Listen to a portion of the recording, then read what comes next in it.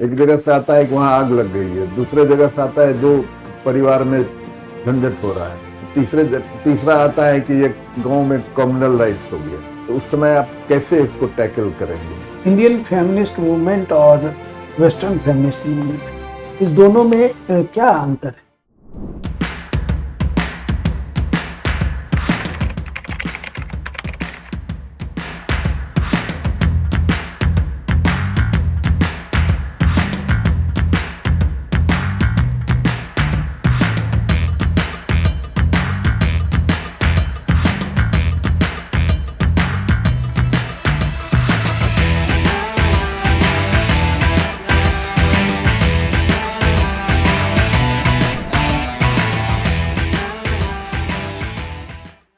क्या मैं अंदर आ सकती हूँ? आइए आइए, बिल्कुल। थैंक यू कॉन्फिडेंस किन किन कारणों से आता है? सर। अगर आपको नॉलेज ज़्यादा किस सब्जेक्ट में होते हैं तो वो आपका कॉन्फिडेंस बढ़ाता है। इसके अलावा जो सेल्फ परसेप्शन है कि पहले मुझे ऐसा फील होता था कि मुझे नहीं आता है तो मैं नर्वस हूँ, तो अभी मैंने उसे चेंज किया है कि अब मुझे आता है और मैं कॉन्फिडेंस हूँ और मैं अपने आप को बार बार बोलती हूँ कि मैं अच्छा कर सकती हूँ। चलिए, तो उसी कॉन्फिडेंस की यात्रा करते हुए बता दीजिए कि बिहार का बजट में कल क्या रखा गया, सारांश क्या है, बजट का साइज कितना किया गया? पहला सवाल सर, 3.47 लाख करोड़ का बजट का साइज है। पिछले साल कितना पारित हुआ था? सर, पिछले साल 3.16 लाख 17। इस बार बेरोजगारी पर क्या फोकस है गवर्नमेंट का?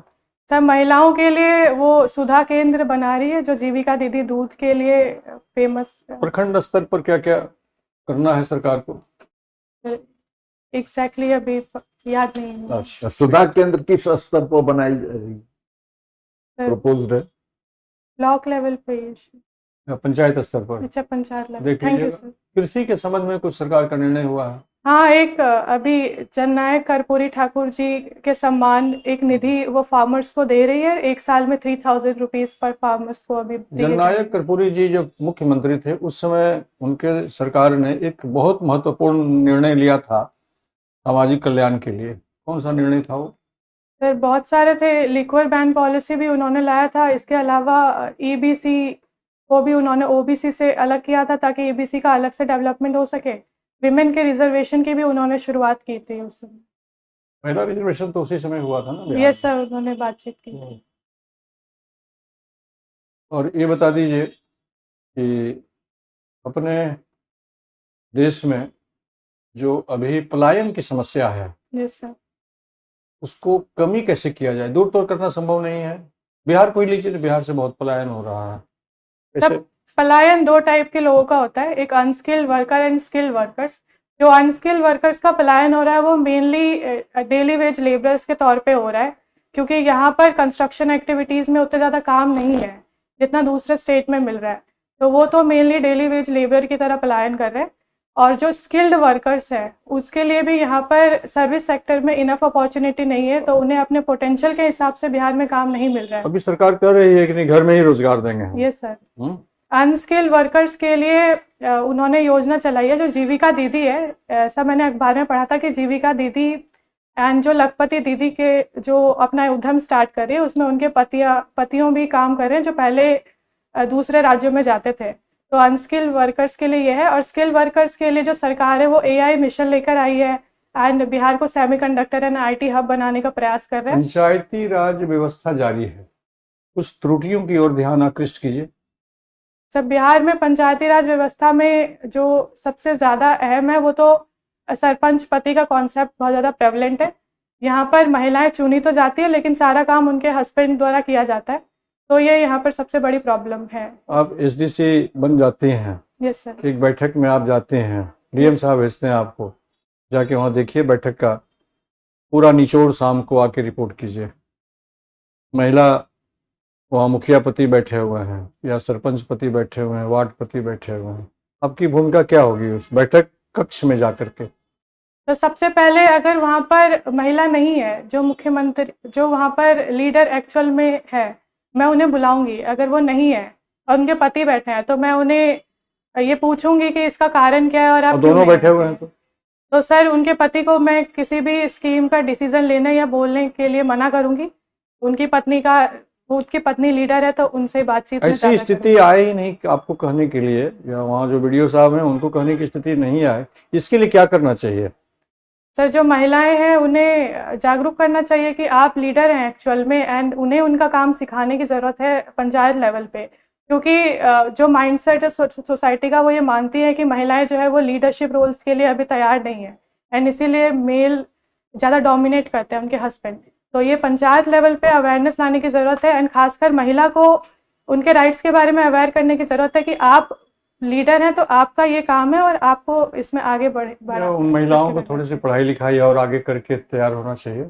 सर पढ़ाई लिखाई तो इम्पोर्टेंट है ही, एंड इसके लिए सरकार बहुत सारी योजनाएं एंड स्कीम्स भी ला रही है, पर माइंडसेट एंड उन्हें उनके राइट्स के बारे में अवेयरनेस भी उतना ही इम्पोर्टेंट है। आपका कहना है कि पढ़े लिखे लोगों का भी माइंडसेट थोड़ा गड़बड़ हो जाता है क्या? Yes sir. अच्छा ये बताइए कि बजट की बात हो रही थी, यस सर। इसमें मैक्सिमम राजस्व कहाँ से प्राप्त हो रहा होगा, आइडिया है कुछ?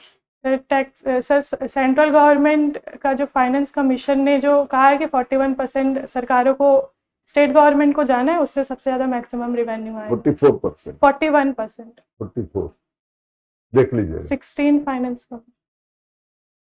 उनका जो शेयर है वहां से ठीक है सर। स्टेट का शेयर है वो 44% है। इसके अतिरिक्त सर स्टेट का अपना भी इनकम टैक्स है वो, एंड स्टेट सेकेंड मैक्सिमम कहाँ से आए? सर इनकम टैक्स स्टेट का वो तो शेयर में आ ही गया, जो तो स्टेट का शेयर होगा वही इनकम टैक्स और अपना जीएसटी वाला जो होगा वो शेयर होगा इनका। और सर जो अनुदान देती है सेंट्रल अनुदान गवर्नमेंट, देती है वो कितना दे रही मिलेगी? सर एग्जैक्टली अभी वो लगभग 40%, मतलब सेंट्रल गवर्नमेंट से दोनों मिला के 60% का रेवेन्यू लगभग आसपास 59 पॉइंट कुछ होगा वो। Yes sir, thank you sir. ठीक है। अच्छा ये बताइए अभी बिहार के पहले भी आया है सेंट्रल गवर्नमेंट का बजट, भारत हाँ। सरकार का बजट आया, यस सर। उसका क्या वॉल्यूम है? सर उसका 53 लाख करोड़ के आसपास। उसमें मैक्सिमम एलोकेशन किस क्षेत्र में दिया गया? सर हो सकता है कि मैं गलत हूँ, पर मुझे डिफेंस सेक्टर याद आ रहा है। Defence sector. तो ये क्यों बोली आपकी हो सकता है कि मैं गलत हूँ? सर क्योंकि मुझे कंफ्यूजन हो रही है 2-3 चीजों में। तो किस चीज में आपको कंफ्यूजन? सर वो डेवलपमेंट पे भी ज्यादा खर्चा करती है सेंट्रल गवर्नमेंट, तो इस पे। अच्छा तो ये कंफ्यूजन आप दूर कर लेंगे, ठीक है? Yes sir. अच्छा चलिए, रेलवे में बिहार को कुछ मिला है क्या? सर एक दिल्ली टू सिलीगुड़ी कॉरिडोर बनाने जा रही है, हाई एक्सप्रेस वे, तो वो एक बिहार से पास होगी, एंड 5 दिल्ली टू दिल्ली से सिलीगुड़ी या और वाराणसी, कोई?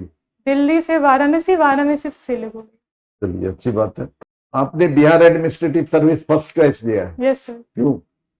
सर क्योंकि ये इसका एक यूनिक वर्क प्रोफाइल है। अच्छा। ये डाइवर्स सेक्टर में काम करने की अपॉर्चुनिटी देता है। इसके अलावा ये लीडरशिप रोल्स प्रोवाइड करता है गर्ल्स को, जो फ्यूचर में रोल मॉडल इफेक्ट क्रिएट अच्छा करेगा। मान लीजिए आपको बिहार एडमिनिस्ट्रेटिव सर्विस में एसडीएम के रूप में पोस्टिंग मिल जाती है, यस सर। आप अपने कार्यालय में बैठे हैं, यस सर। उसी समय आपको 3 सूचना प्राप्त होती है 3 जगह से, ठीक है?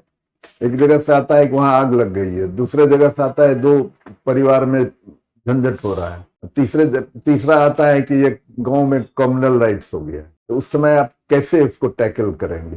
जो कम्युनल राइट जहाँ पर है वहां पर मैं खुद जाना चाहूंगी, एंड जो बाकी वो आपसे 50-60 किलोमीटर डिस्टेंस पर है।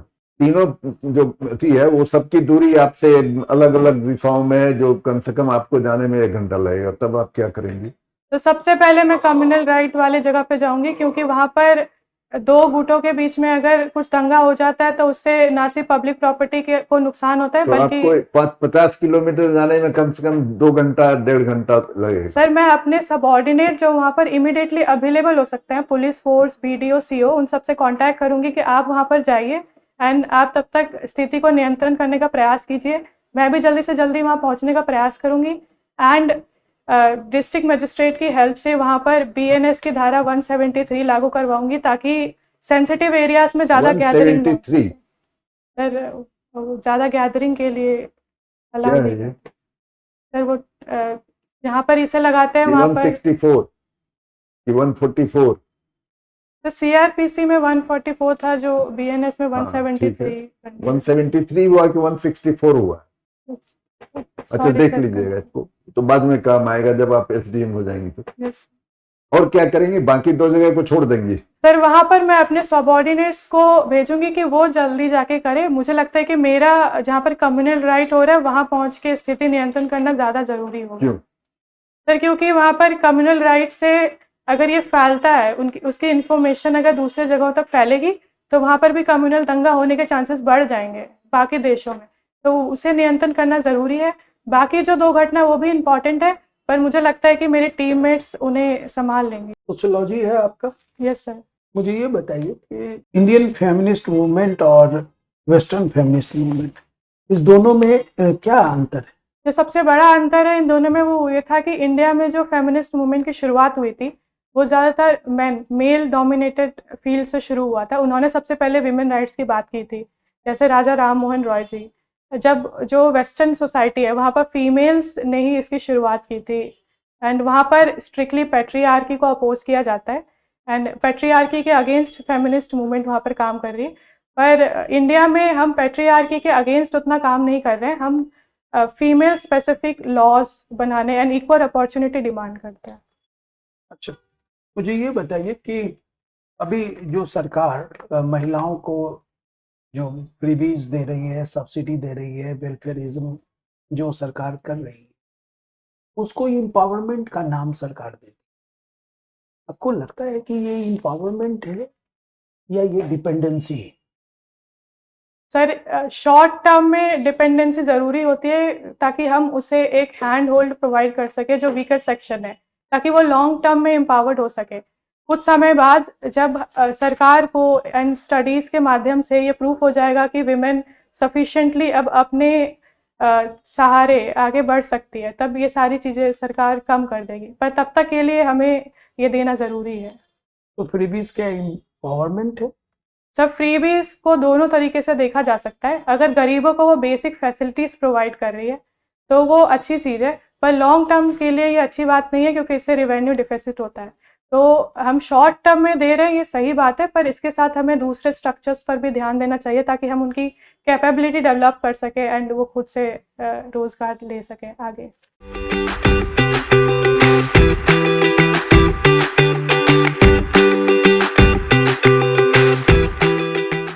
अच्छी तैयारी है, कॉन्फिडेंस बढ़िया है, इम्प्रूव हुआ है, और बचा खुचा जो कुछ आपको लगता है उसको मेकअप कर लीजिए। इंटरव्यू आपका 27 तारीख को है ना। All the best. सर ये ड्रेस सही है पिछली बार वाला? ये ड्रेस ठीक है, हाँ चल चलेगा। सकता है, बिल्कुल चलेगा। you. कॉन्फिडेंस लेवल पूरा मजबूती से कीजिए। अच्छा, ये एक चीज हम बता दें आपको, आपने जो ये पर्सनल जो क्वेश्चन आप पे किया गया उसका जवाब आप जो दे रही थी ठीक ही था वो, लेकिन उसमें अगर ऐसा कर देती तो ज्यादा और अच्छा हो जाता कि जैसे फायर ब्रिगेड को हम भेज देंगे जहां आग लगा है, लोकल थाना को वहां के इन्फॉर्म कर देंगे कि आप मूव कीजिए, फायर ब्रिगेड को कह देंगे कि वो मूव करे, और अपने यहाँ से कोई अगर स्पेयर हो तो उनको भेज देंगे। दूसरा, जहां 2 व्यक्ति के बीच में लड़ाई हो रही, 2 परिवार के बीच में, तो वहां आप लोकल थाना को भेज देंगे, वहां के बीडीओ को कह देंगे वो मूव कर जाए। हाँ, मैंने तीसरा आपका सेगमेंट स्पेसिफिक थोड़ा नहीं। हाँ, ठीक है, थैंक यू सर। बाकी वो और कर सब देंगे। फिर जो पब्लिक रिप्रेजेंटेटिव हैं उस हाँ। एरिया के मेन, उनको फोन सब रहता ही है, उनको फोन कर दिया अपना। Thank you. ठीक है, ऑल द बेस्ट, शुक्रिया। Thank you sir.